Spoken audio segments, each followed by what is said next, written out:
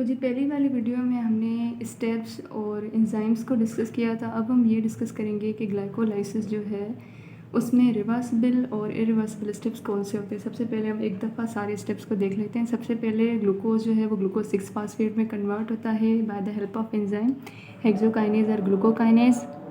फिर glucose 6 phosphate को हम उसके आइसोमर फ्रक्टोज 6 फास्फेट में कन्वर्ट करते हैं in the presence of enzyme phosphohexose isomerase.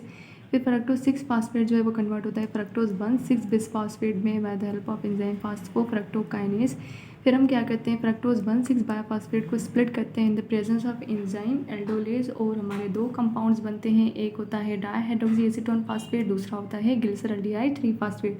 जिसमें जो ग्लिसरॉल्डिहाइड 3 फास्फेट होता है वो तो ग्लाइकोलाइसिस में जा सकता है, लेकिन डायहाइड्रोक्सी एसीटोन फास्फेट नहीं जा सकता। इस वजह से हम उसको कन्वर्ट करते हैं ग्लिसरॉल्डिहाइड 3 फास्फेट में। और हमें पता है कि डायहाइड्रोक्सी एसीटोन और ग्लिसरॉल्डिहाइड ये दोनों भी एक दूसरे के आइसोमर्स हैं, तो यहाँ पे भी एंजाइम कौन सी होगी, आइसोमरेज। फिर क्या होता है कि ग्लिसरॉल्डिहाइड 3 फास्फेट जो है वो कन्वर्ट होता है 1,3 बायोफॉस्फोग्लिसरेट में इन the presence of enzyme glyceraldehyde 3 phosphate dehydrogenase. फिर हम क्या करते हैं, 1,3 बायोफॉस्फोग्लिसरेट को कन्वर्ट करते हैं 3 फास्फोग्लिसरेट में इन the presence of enzyme phosphoglycerate kinase. फिर 3 फास्फोग्लिसरेट कन्वर्ट होता है 2 फास्फोग्लिसरेट में। यहाँ पे फॉस्फेट की पोजीशन चेंज हुई है, तो एंजाइम कौन सी होगी, फास्फोग्लिसरेट म्यूटेज। देन 2 फास्फोग्लिसरेट जो है in the presence of enzyme enolase वो कन्वर्ट होता है फास्फोइनोल पायरोवेट में।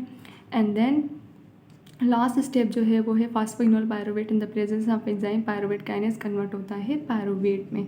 ठीक है, तो ये हमारे स्टेप्स हैं ग्लाइकोलाइसिस के। अब हम ये देखेंगे कि इनमें से रिवर्सिबल स्टेप्स कौन से होते हैं और इरिवर्सिबल स्टेप कौन से होते हैं। देखें, ग्लाइकोलाइसिस जो है ना उसके टोटल 10 स्टेप्स हैं, जिसमें से 7 जो स्टेप्स हैं वो रिवर्सिबल होते हैं और सिर्फ 3 जो हैं वो इरिवर्सिबल होते हैं। ठीक है, तो अब वो 3 इरिवर्सिबल स्टेप कौन से होते हैं, वो बिल्कुल ईजी हैं। हमारा जो फर्स्ट स्टेप है जिसमें हम ग्लूकोज को कन्वर्ट करें ग्लूकोज 6 फास्फेट में, एक ये वाला स्टेप। दूसरा जो लास्ट स्टेप है जिसमें हम क्या करें, फास्फोइनोल पायरोवेट को कन्वर्ट करें पायरोवेट में।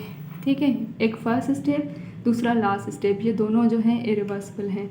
और जो तीसरा स्टेप है वो ये है कि जब हम फ्रक्टोज 6 फास्फेट को कन्वर्ट करते हैं फ्रक्टोज 1,6 बिस फास्फेट में। अब देखें, तो जी जो फर्स्ट स्टेप है जिसमें हम ग्लूकोज को कन्वर्ट करें ग्लूकोज 6 फास्फेट में, ये हमारा इरिवर्सिबल स्टेप है। ठीक है, सो इसको हम कर देते हैं इरिवर्सिबल। फिर जो ग्लूकोज 6 फास्फेट है वो कन्वर्ट हो रहा है फ्रक्टोज 6 फास्फेट में, ये हमारा रिवर्सिबल स्टेप होता है। ठीक है, सो ये हमारा क्या हो गया, ये हो गया रिवर्सिबल। उसके बाद हम आते हैं फ्रक्टोज 6 फास्फेट को जब हम कन्वर्ट करें फ्रक्टोज 1,6 फास्फेट में। ठीक है, ये हमारा इरिवर्सिबल स्टेप होता है।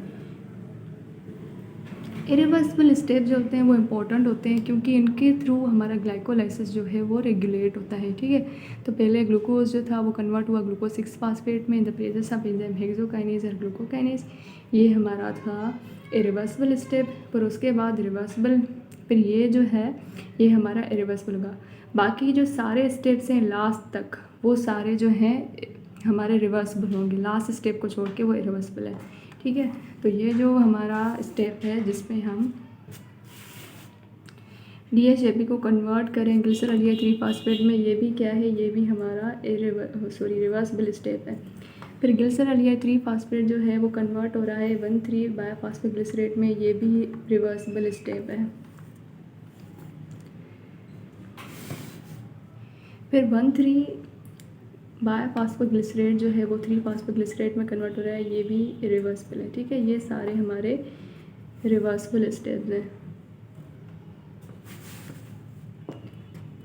जो लास्ट स्टेप है जिसमें हम क्या करें, फास्फोइनोल पायरोवेट को कन्वर्ट करें पायरोवेट में, ये हमारा इरिवर्सिबल स्टेप्स होते हैं। ठीक है, तो 3 हमारे इरिवर्सिबल स्टेप्स हैं ग्लाइकोलाइसिस में। सबसे पहले जो ये था ग्लूकोज और ग्लूकोज 6 फास्फेट, देखें इनकी एंजाइम्स इंपॉर्टेंट है, वो आपको याद करनी है कि इरिवर्सिबल स्टेप्स जो होते हैं ग्लाइकोलाइसिस में उनके लिए कौन सी एंजाइम्स होती हैं। तो पहले जो एंजाइम थी हेक्सोकाइनेज और ग्लूकोकाइनेज, दूसरी हमारी एंजाइम होगी फ्रक्टोज पास्फोफ्रक्टोकाइनेज और लास्ट एंजाइम होगी पायरुवेट काइनेज। ये 3 एंजाइम जो होती हैं इनको हम कहते हैं these are the regulatory enzymes of glycolysis, क्योंकि ये इरिवर्सिबल स्टेप्स को कैटलाइज करती हैं। और इन तीनों एंजाइम्स में से सबसे इंपॉर्टेंट एंजाइम जो सबसे ज़्यादा रेगुलेट करती है वो होती है पास्फोफ्रक्टोकाइनेज, ठीक है।